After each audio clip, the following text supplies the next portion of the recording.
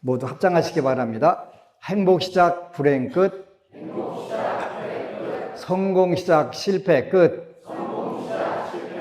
신신문에 오신 것을 환영합니다. 아미타불. 지난주에는 우리가 선업을, 불선업을 받는 네 가지가 있는데 그 중에서 이숙과라는 거하고 등류과라고 하는 것을 공부를 했는데 이숙과에 대해서 잠깐 대원만전행을 공부하도록 하겠습니다. 10가지 불선업은 각각 4가지 과보를 가지고 있다. 그래서 불선업을 짓는데 4가지 과보를 받는 방법이 있다. 즉 이숙과, 등류과, 정상과, 사용과라고 하는 전문적인 용어가 있다. 그 중에서 이숙과 중생이 지은 업의 인이 다른 생에 성수하는 업보를 가리킨다. 중생이 지은 업의 원인이 다른 생에 성수가는 업보를 가리킨다. 그러니까 구체적으로 예를 들면 10가지 불선업 중 어떤 것도 성냄에서 시작되었다면 성내는 거 부처님이 제일 위험하다고 하셨어요. 왜 그러냐면 지옥에 떨어진다.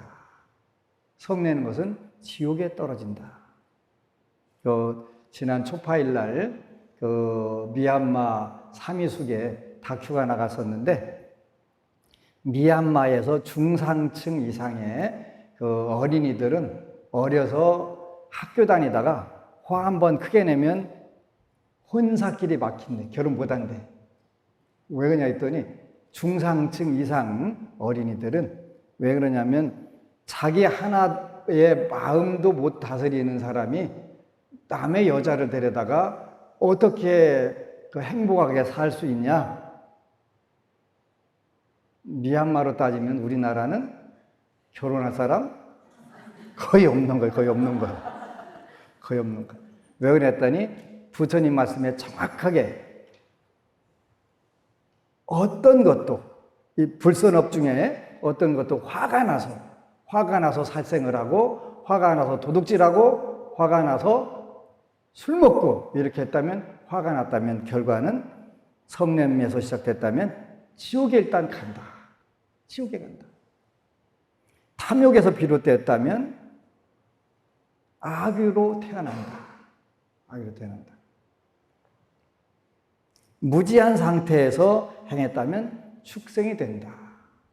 그래서 화내고 탐내고 인과를 모르는 무지를 우리가 철저히 줄여야 된다. 쉽지 않아요. 그죠? 쉽지 않아요. 이런 악도로 떨어지면 각자의 고통을 겪는다. 혹은 번뇌의 정도와 동기의 크기에 따라 상중하 세수로 나뉜다고도 한다. 번뇌의 정도, 화가 난 정도, 그 다음에 화를 낸 동기, 탐욕을 부린 정도, 탐심을 부린 동기, 요거에 따라서 상중하로 나뉜다.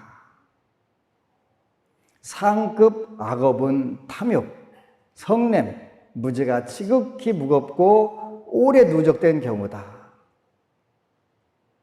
이런 심각한 죄업은 지옥으로 떨어지게 된다. 중급 악업을 지은 사람은 악귀가 되고 하급 악업을 쌓은 사람은 축생이 된다.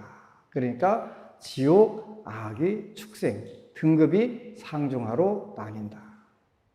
10악업은 그것이 무엇이 되든 간에 일단은 나쁘다. 그래서 중생이 지은 업의인이 다른 생에 성수가는 업보. 다른 생이 바로 지옥, 악귀, 축생. 선업을 지으면 천상, 인간, 아수라. 이렇게 태어난다. 그래서 인과를 모르면 무조건 지옥에 가는 거예요. 볼 것도 없는. 그래서 지장경에 인과를 몰랐기 때문에 그건 당연히 지옥에 떨어졌을 것인데 어느 지옥에 갔는지를 모르겠습니다. 이렇게 얘기합니다. 두 번째는 등류과라고 그래요. 등류과. 등류과는 둘로 나뉘는데 행하는 등류과와 받는 등류과가 있다. 무슨 뜻이냐면 이수과에 끌려 악도에 떨어져서 지옥 악이 축생에서 떨어졌다가 다시 해탈해서 왔어요. 그래서 이제 축생으로 돼갖고 개는 개짓, 돼지는 돼지짓, 소는 소짓, 곰은 곰짓 이렇게 하고서 여러분들이 자세히 보면 옆에 사람 꼭 그렇게 보일 때들 있잖아요. 그지? 그 출신이에요. 그 출신. 그 출신들. 악도의 이수과에 끌려 악도에 떨어졌다 해탈해서 사람의 몸을 입었을 때 받는 응보가 등류과다. 물론 악도에서도 각자의 업인과 동등한 여러 고통을 겪고 난 후다. 등류과는 행하는 등류과와 받는 등류과가 두 가지가 있다. 그래서 행하는 등류과. 행하는 등류과는 이번 생과 지난 생에 같은 업을 짓는 것이다. 전생에 살생을 업으로 했으면 이번 생에도 살생을 좋아하고 지난 생에 주지 않는 것을 갖는 일을 업으로 했던, 즉 도둑질을 업으로 했던 사람은 이번 생에도 도둑질을 좋아한다. 어린 아이일 때 벌레와 파리만 보면 죽여버리는 등 살생을 좋아하는 사람은 전생에 살아있는 목숨을 함부로 죽인 등류과를 겪고 있는 것이다. 여러분들이 순간적으로 그런 경우들이 있더라고요. 그냥 굉장히 재미있는 건데 재미있으면서도 힘든 거예요. 지금 33살짜리가 16살 때니까 한 10몇 년 전이네요. 중학교 3학년이었는데 매일 그 남의 물건을 주머니에다 넣고 끌려가지고 망신당하고 정신 들어보면은 망신당한 거예요. 당하고 있는 거예요. 근데 그 부모님들 말씀 들어보니까 초등학교 때 남의 물건을 가지고 오는 거예요. 근데 집안이 굉장히 잘 살아요. 그 집안이 사회적 10% 안에 들어가는 아주 명문가의 그 외동딸인데 초등학교 때 불필요한 거, 뭘 도둑질해 오면 남의 거 가지고 오면 아빠가 때린 거예요. 때리면 그 약발이 한 1년도 가고 2년도 가고 하는데 중3 때인데 매일. 근데 그 아빠가 다시 때리려고 하니까 아빠 잠깐만 나도 내가 무서워. 내가 잠깐 깜빡 뭐에 정신을 놨다가 정신 차려보면 슈퍼에 가서 돈 집어갖고 여기다 넣다가 끌려갖고 망신당하고 있고 학원 가서 학원비 받아놓은 거에다 넣고 끌려서 거기서 당하고 있는 정신 들어보면은 혼나고 있는 본인이. 그러니 이름하여 뭐요? 미치고 바짝 뛰는 거지. 그런데 잠깐 깜빡하고 나면 그렇다는 거예요. 그런데 쉽게 말하면 업에 의한 정신질환. 그래서 쉽게 해결을 했어요. 근데 딸내미 하나로만 볼 때는 본인의 운명에서 정신질환을 그렇게 앓게 돼 있고 천도불궁을 들여서 하는 데는 윗대 할머니가 한 번 나오시는 거예요. 나오시는데 뭐냐면 시골에서 사는데 너미네 집 호박도 하나 따와보고 왜 불필요한데도 그런 거 하나씩 꼭 욕심내갖고 따가는 사람들 있잖아요. 호박, 또 가지, 오이 이런 거 하나씩 따다가 이렇게 놓는 사람들 있어요.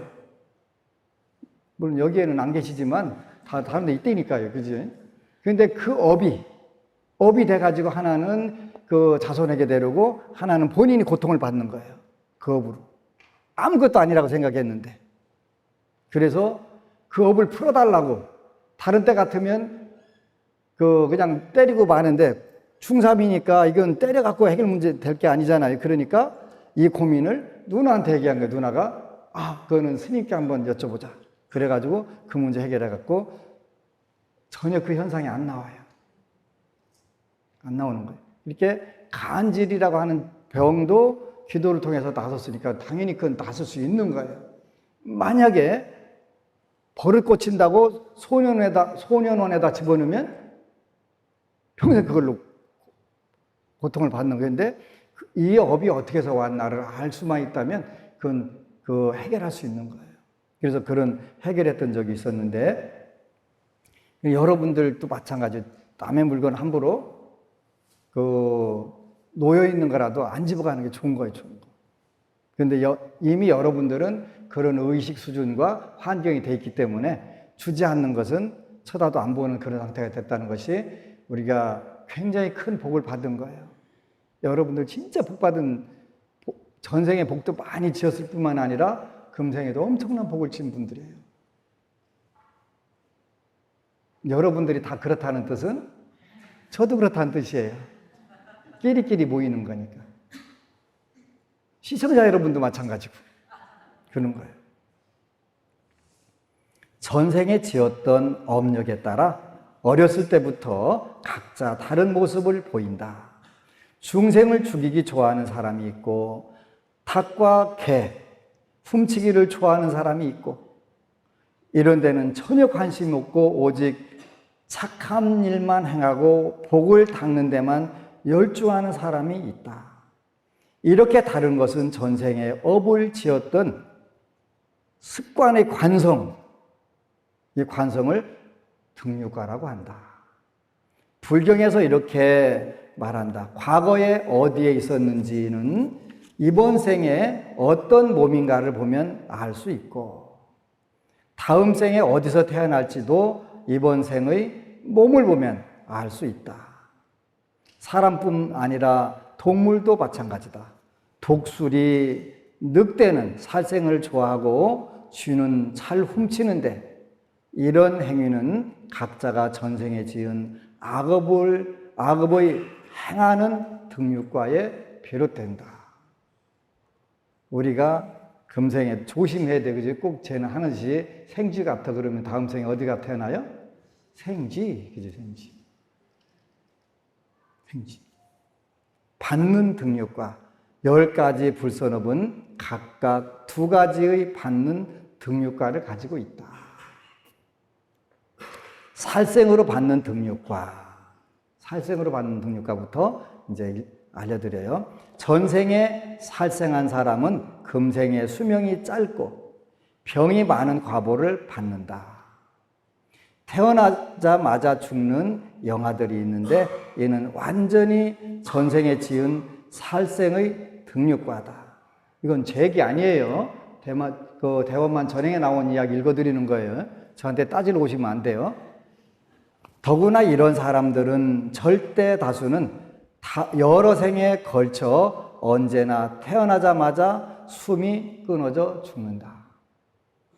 어려서부터 늙을 때까지 온갖 질병에 시달리고 살아있는 동안 아프지 않은 때가 거의 없는 사람도 있다.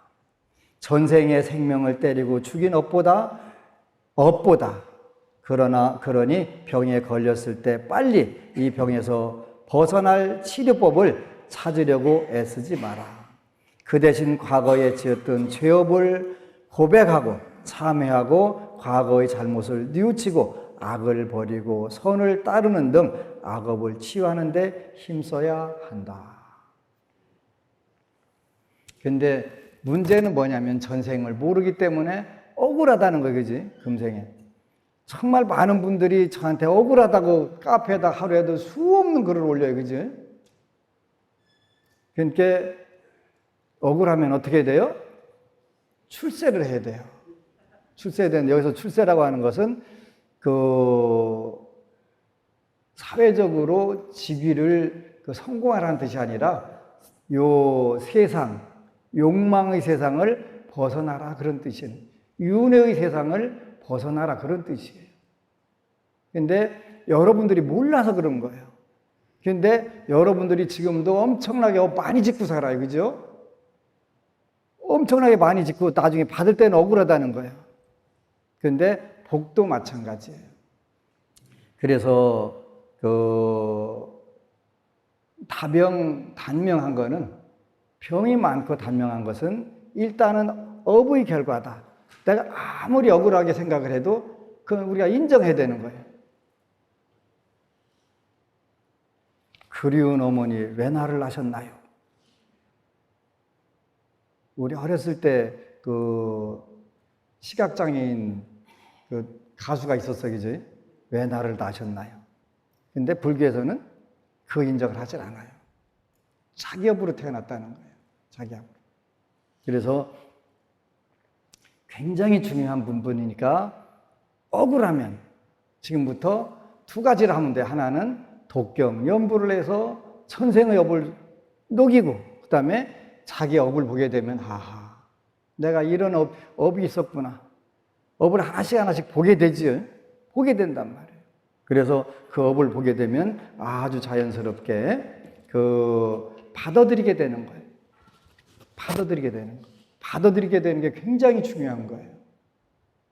그래야 우리가 달감자 받을 숫자 감수한다.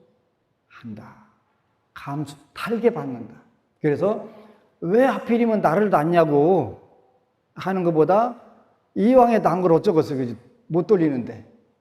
못 돌리니까 이 상태에서 내가 할 수 있는 게 뭔가 바로 독경연불에서 소수업. 그 다음에 지금부터라도 내가 땀으로 원망하고 시기 질투하고 하는 그 업을 짓는 것 대신에 복덕과 지혜를 짓는 몸과 입과 뜻을 활용하는 방법이 무엇보다 중요하겠지요. 삼보에 귀하옵니다. 어느 법우님이 질문을 하셨어요. 스님께 감로 법문을 청합니다. 부처님께서는 승단의 화합을 파하는 일에는 죄업이 부모를 살해하고 부처님의 몸에 피를 내게 하고 아라한을 살해하는 업보다도 무겁다 하셨습니다. 화합 중은 업 중에서 제일 큰 업이 되는 거예요. 제일 큰 거예요. 꼭 기억을 하셔야 돼요. 그러니까 절에 와서 이간질하고 싸움 붙이고 이래 하면 안 된다는 뜻이에요. 그리고 또 불자들끼리 분란을 조성하고 패갈라서 싸우면 안 된다는 뜻이에요. 굉장히 무서운 거예요. 더더군다나 스님들 모임은 더 무서운 거예요. 왜냐하면 승단의 화합을 방해하고 파하는 이들이라면 부모도 부처님도 아라한도 살해할 가능성이 다분한 이들이기 때문입니다. 그 정도가 아니에요. 그 정도 아니에요. 이거는 그거보다 훨씬 심각한 업이 되는 거예요. 단지 그러한 가능성 때문에 그런 게 아니에요. 그거는 불교 자체를 송두리째 없애버리기 때문에 하는 거예요. 그리고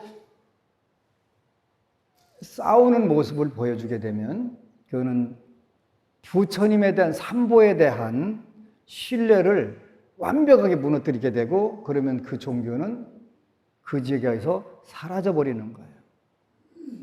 우리는 총무원 수장들 하나 뽑을 때마다 몇백만 명들 신도가 불교를 떠났어요.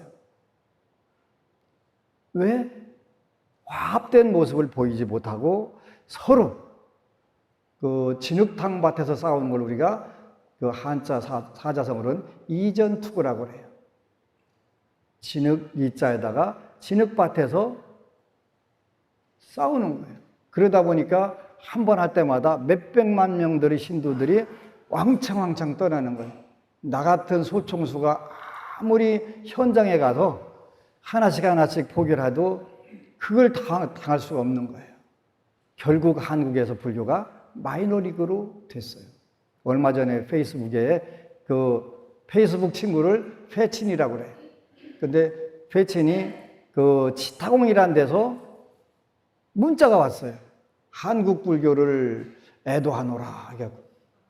왜 그래 했더니 한국 불교가 지금 완전 쑥대밭 돼가지고 소멸 위기에 있다고 그렇게 알고 있다고 저한테 장문의 편지가 왔어요.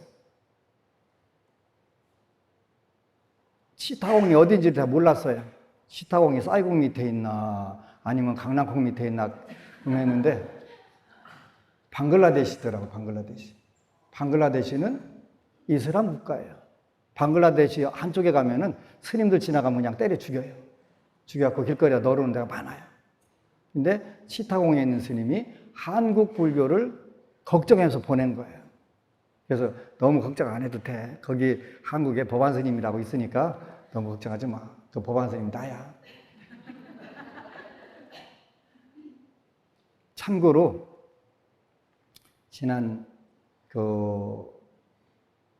지지난주에 육군 훈련소 장병 수계식에서 불교가 압도적 1등을 수계식 참여 인원이 압도적 1등했다는 사실. 대단한 거예요. 대단한 거예요. 그러니까 근데 걱정스러운 건 확실해요.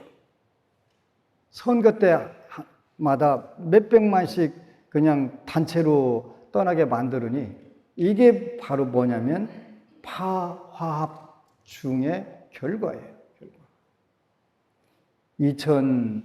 2000년도에 중국 복건성이라고 저쪽에 대만과 양안 사이에 있는 복건성이라는 성이 있어요. 거기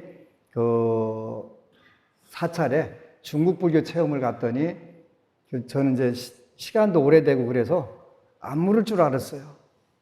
그런데 묻고 답하기를 하는데 지금 중국 불교 협회 회장으로 있는 학성 스님 절인데 광화사란 절인데 광화사에서 학인들이 한 200명 있는데 묻고 답하기 하는데 한 친구가 질문이 있다고 그래서 어느 때인가 CNN으로 그냥 막 물대포도 쏘고 막 기왓장도 달리고 방방 날아다니면서 하는 그 모습을 그대로 다 본 거예요. 왜 그러냐고 저한테 묻더라고요. 근데 대답을 할 수가 있어야지. 거기가 소림사라고도 할 수도 없고. CNN, 전 세계 네트워크가 가장 발달되어 있는 CNN으로 생중계를 해가면서 그걸 보여줘. 그걸 기억하고 있다 묻는 거야, 그지? 뭐라고 대답하겠어? 오늘날 그래서 불교가 현재 3위로 전락이 된 거예요. 3위로 전락. 저는 3위는 아니라고 생각해요. 1위는 맞는데 통계를 내는 사람들이 장난을 친 거예요. 장난도 쳤고 또 일주일에 한 번 이상 절에 가는 사람들 따져보니까 대한민국에 한심정사 신도밖에 없는 거예요. 몇백 명밖에 안 되는 거예요. 그러니까 일주일에 한 번 이상, 한 달에 한 번이라도 절에 가는 사람을 불자라고 하자 그러니까 불자가 없는 거예요. 여태까지 무늬만 불자였는데 그 통계를 기억해버리니까 안 되는 거예요. 그렇게 3위로 300만 명도 안 된다는 거 한국 불자가 사실은 더 되죠. 더 되는데 그런데 평생 절에 한 번도 안 가본 사람도 불자라고 하니까 무늬도 불자가 아닌데 불자라고 하니까 문제가 되기는 되지. 만약 우리 불자들이 승단의 화합을 저해하고 파하고 있는 외도를 목격하거나 피해를 입은 당사자라면 어떻게 처신해야 옳은 것인지 당사자와 목격자의 입장에서 법문해 주셨으면 정말 감사하겠습니다. 피해를 입은 불자가 오히려 긁어부스럼 만들어서 승단의 화합을 깰까 걱정하는 일이 없어져야 한다고 생각합니다. 저도 그렇게 생각을 하는데요.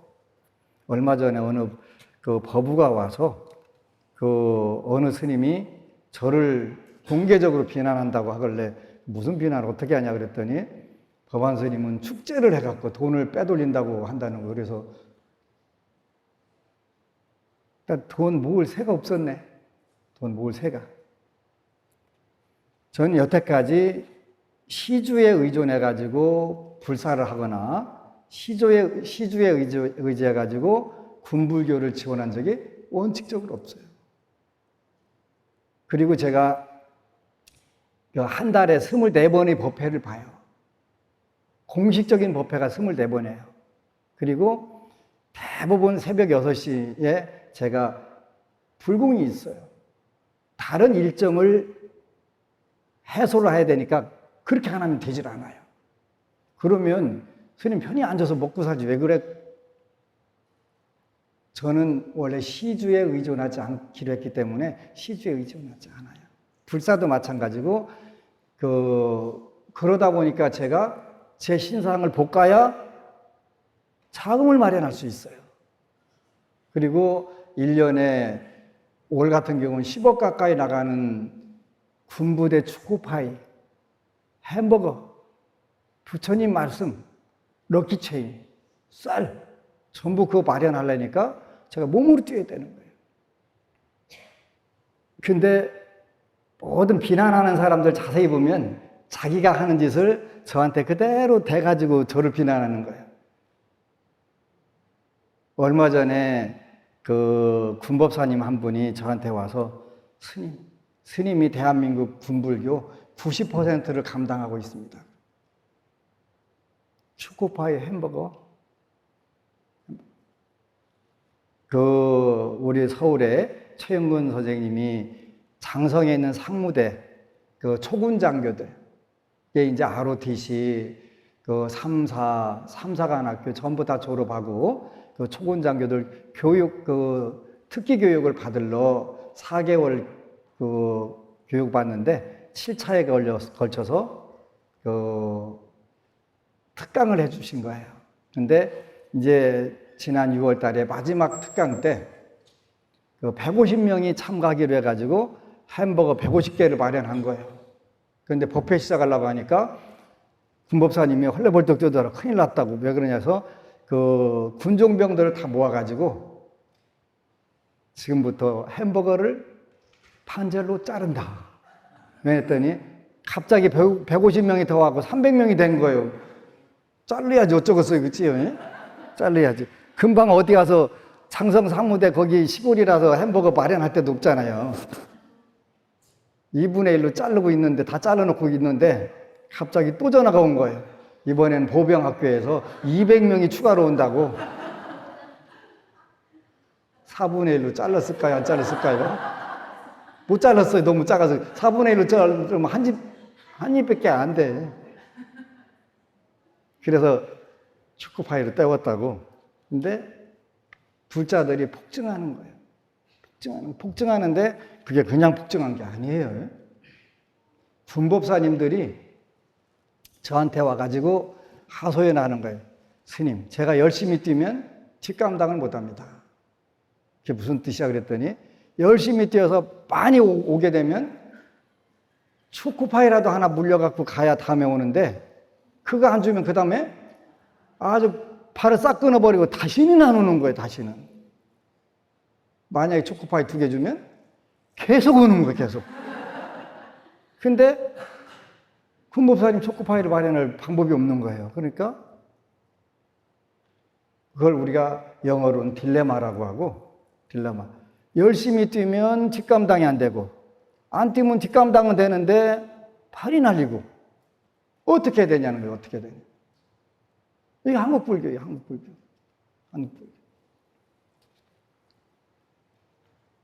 본인들이 그렇게 살으니까 저도 그렇게 사나 봐요. 그리고 저보고 가족이 있다고 부처님 팔아갖고 가족 먹여 살린다고 하는데 난 시주에 의존해갖고 가족 학비 대준 적 없어요. 제가 사주를 배워서 그걸로 하는 거예요. 내 밥은 내가 마련하겠다. 시주 돈 손 안 댄다. 여러분들이 돈 되는 거 제가 그걸로 안 살아요. 그런데 가족이 있어갖고 거기로 빼돌리고 뭐더든 저는 업 안 지려고 금생에 최소한으로 살려고 최소한. 절대 걱정 안 하셔도 돼요. 근데 바로 그분이 본인이 하는 얘기를 그대로 공개를 하더라고요. 다 소문났는데. 근데 모두 이 파화합성은 그러니까 이렇게 억울한 이야기 들을 수도 있어요. 살다 보면. 근데 그냥 그러더라도 참고 가다 보면 세상이 먼저 하는 거예요. 먼저. 지난 올해 초파일 날 제가 대전광역시 불교협회 회장을 맡고 있어요. 이제 대전에 스님들하고 제가 불자들이 와서 하소연하는 거예요. 스님 큰일 났습니다. 올해 초파일 행사를 못 합니다. 그래? 그런데 다른 쪽에서 하잖아. 그랬더니 그 다른 쪽에서 한대. 다른 단체에서. 그러면 다른 단체하고 그 대립하거나 경쟁하지 않는 그 행사를 하세요.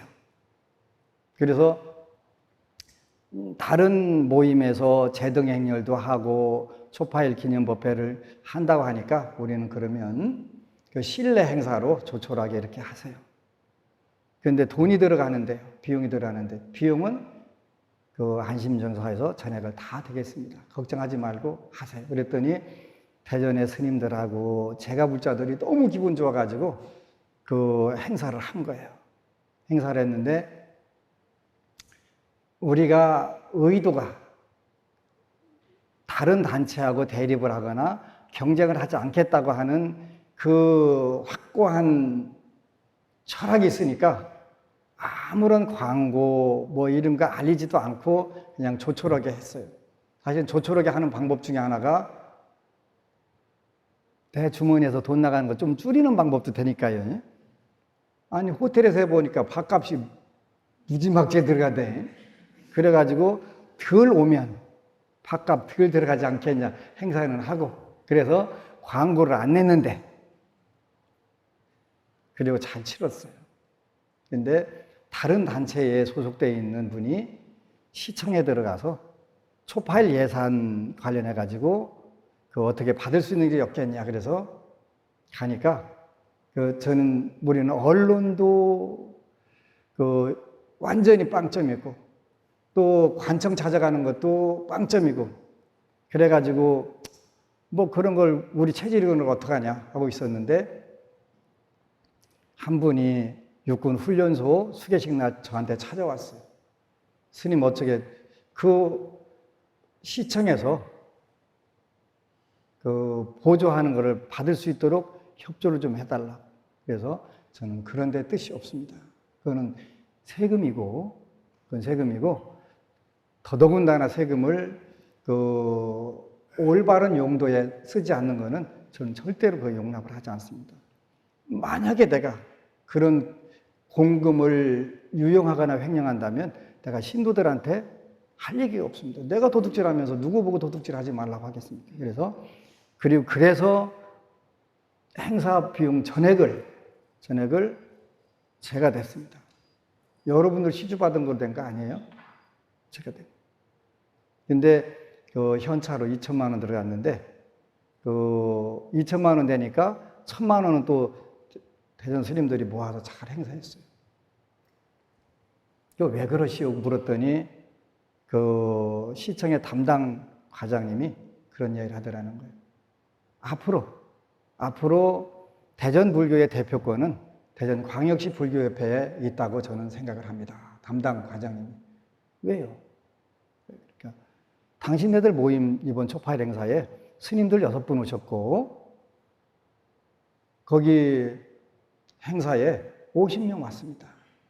근데 대전광역시 불교협회에서 하는 행사에는 스님들이 78분이 오셨고 750명이 모였습니다. 그러면 6분이 온 모임과 78명이 모인 50명이 모인 단체와 750명이 모인 단체 어느 쪽에 대표권이 있어야 맞다고 생각하십니까? 나는 알아달라고 한 사실도 없고 그런 게 있는지도 모르고 아무것도 모르고 그 언론 플레이 또 관청 플레이 아무것도 안 하고 살았는데도 세상이 먼저 알아주고 먼저 다 그렇게 인정해 주니까 그럼 뒤치기잖아요.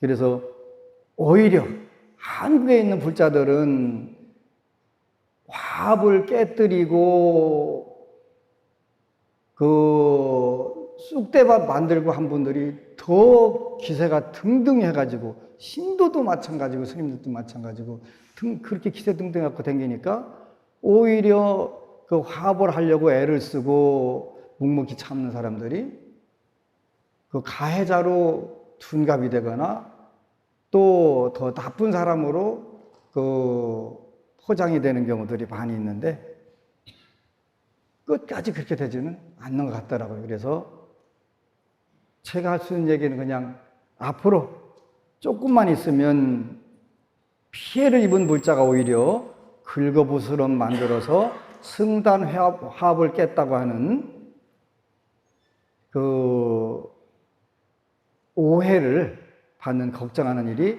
없어져야 한다고 생각하는데 이렇게 됩니다. 금방 됩니다. 그러니까 조금만 참으세요. 뭐 억울한 거야 세상 뭐 이루 말할 수 없는 거 많잖아요. 그치? 근데 그때나 인욕 공부해야지 언제 하겠어요? 그때는 인욕 공부해야지. 한 법우님이 글을 올리셨네요. 불법승 삼보님께 귀하옵니다. 스님께 감사의 큰절 올립니다. 지난 초파일 행사를 마치고 법우님들과 차담을 나누고 있는데 예쁜 미소의 부산 총무님이 법우님들 럭키체인 만들어 복 지으세요. 우리 옆에서 함께 있던 도바님께 권하니 그럴까? 한 봉지를 얼른 가져와서는 아무래도 안 되겠네. 너 가져가서 해와라. 생각지도 않은 나에게 난 진짜 시간 없어요. 직장 다녀서 시간이 안 되는데 하는 이유로 생각지도 못한 일이 저희 품으로 덥석 귀가 후 남편은 지방에 잠시 머물러 있었고 딸은 그 당시 안심의 안자만 나오면 신경을 곤두세우는 지금은 아닙니다만 어제 저녁 BTN의 스님 법문도 슬쩍슬쩍 옆에 와서 들었답니다. 기적. 어쩌나 이상한 상황으로 뜻하지 않게 손에 쥐어진 럭키체인 알들 딸에게 아픈 이들을 위해서 우리 스님께서 큰 기도와 공덕을 준비한 것인데 웃잡고 아무래도 돌려줘야 되겠다. 딸 그렇다고 가져온 거 어째 두루 갖다 드리노? 색깔도 참 이쁘네. 한 달 정도면 다 하겠네.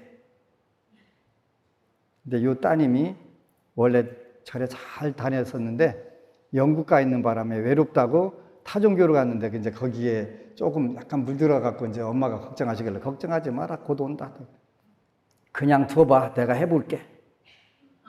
드디어 슬슬 소원문 3번이 이루어지려나 그리하여 시작한 럭키체인 꿰기. 시작은 분명히 딸이 했는데 10분의 1 정도 하더니 딸이 취업으로 중단. 10분의 1도 안 하고 여기도 복 받은 거예요. 그지? 발복한 거예요. 그때 남편 등장. 짠. 여보 이거 이렇고 저렇고 설명하니 내 눈도 나쁘고 잘 못한다. 부산분들이에요. 그러는 남편에게 파란 알들을 컵에 숫자 세어 담아주고 매듭 지우는 법도 꼼꼼히 알려주니 다음날 퇴근 후 내 많이 했지. 와 우리 남편 잘했네. 매듭도 진짜 선수네. 약간 오버한 음성으로 그렇게 하셨대요. 약사일의 부처님께서 너무 좋아하시겠다. 그래서 드디어 조금은 걱정으로 바뀐 럭키체인 꿰기였는데 진짜 꼼꼼하게 잘 만들었습니다. 일주일 동안 열심히 폰 게임도 접고 정성껏 하는 것 같았지요. 그래서 모두 완성했습니다. 이 대목에서 그냥 지나가면 안 되지.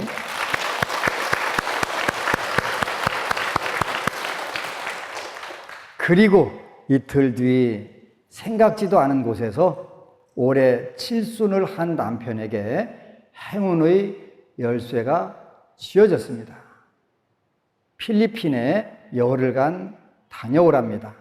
배를 운항하여 그곳에 갖다 주고 돌아오라는 일거리입니다. 부처님, 약사일의 부처님, 지장고살님, 스님 감사합니다.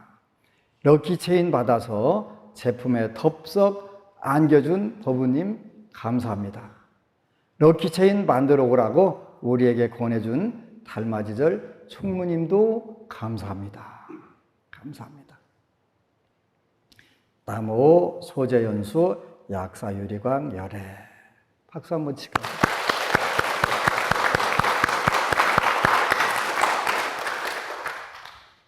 본인이 원하지 않아도 이렇게 뜻이 있는 곳에 길이 있어서, 그리고 때로는 그 옆에 법부님이 그 관세음보살님, 지장보살님이 돼서 복을 좀 줘야 되겠는데, 뭐 복거리를 하나 줘야 질 수가 있잖아요. 옆에 있는 법부님이 본인이 덥석 받아가지고 토스, 패스, 요즘 패스라고도 많이 패스해갖고 졸지에 난감한 부분이 없지 않아 있었을 텐데, 그 인연으로 해서 또 필리핀까지 그 배 타고 갖다 주는 거는 돈도 받는 것이고 또 항해도 하는 것이고 일거다득이 되겠지. 주지 않는 것을 취한 업보로 받는 등육과, 전생에 도둑질을 한 사람은 금생에 가난하다. 적은 재산이 있어도 빼앗기거나 도둑 맞거나 억지로 적과 나눠 쓸 형편이 된다. 이번 생에 씻은 듯이 가난한 사람은 성실히 노력하고 수미산같이 애를 쓰는 것보다 불티처럼 미약하더라도 공덕을 쌓는 것이 낫다. 가난한 사람은 성실하게 노력하고 수미산같이 애를 쓰는 것보다 불티처럼 미약하더라도 공덕을 쌓는 것이 낫다. 공덕을 쌓는 것이 낫다. 과거에 보시를 하지 않아 부자가 될 복이 없으면 이번 생에 아무리 돈을 벌려고 아둥바둥 발버둥 쳐도 부자가 되지 못한다. 보라, 대부분의 대놓고 훔치는 도적과 몰래 훔치는 도적들이 작물을 얻는데 매번 얻는 것이 그렇게 많으면 온 천지에도 다 담지 못할 것이다. 그러나 대명천지에 강도짓을 하고 남들이 방심한 틈에 도둑질을 하며 세월을 보낸 사람들이 최후에는 궁지에 몰려 굶어 죽는 일이 허다하다. 상인이나 보시금을 쓰는 사람들이 아무리 많은 재물을 취해도 조금의 이익도 얻지 못하는 일이 사방에서 볼 수 있다. 그러지요. 과거에 보시를 했으면 전혀 노력하지 않아도 일평생 다 못 쓸 재물을 가진다. 제복이 끊이지 않게 하고 싶다면 열심히 공양하고 보시하라. 남선부주는 업력의 땅이다. 우리가 사는 세계는 업력의 땅이다. 전반생에 업을 지으면 후반생에는 대부분 과보가 성숙한다. 수성한 복전을 만나면 순식간에 선한 과보를 얻을 수 있다. 부자가 되려고 온갖 궁리를 다해 거짓으로 장사를 하거나 도둑질 등의 수작에 몰두하는 사람들은 마음이 바라는 것과 몸이 행하는 바가 서로 반대이니 결국은 여러 급 동안 악유계를 벗어나지 못한다. 이번 생도 마찬가지로 결국에는 업력으로 점점 가난해지고 비참해진다. 혹은 별것 아닌 재산이 있어도 쓰지 못한다. 혹은 자신의 인색함이 원인이 되어 부자가 될수록 더욱 가난하고 아무것도 없는 것처럼 느낀다. 그렇게 되지.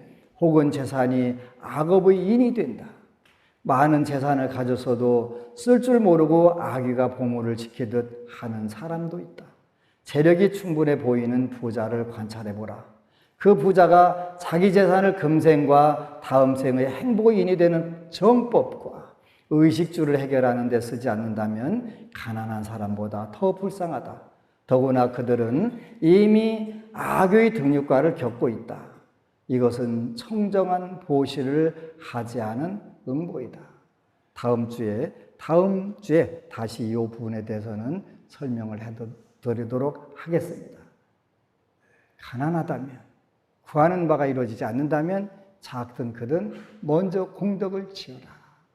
공덕을 지어서 막대한 부자가 되고 재벌되고, 그래서 세세생생 풍요로운 삶이 되시기를 축원합니다. 아미타불. 그리고 여러분 사랑합니다.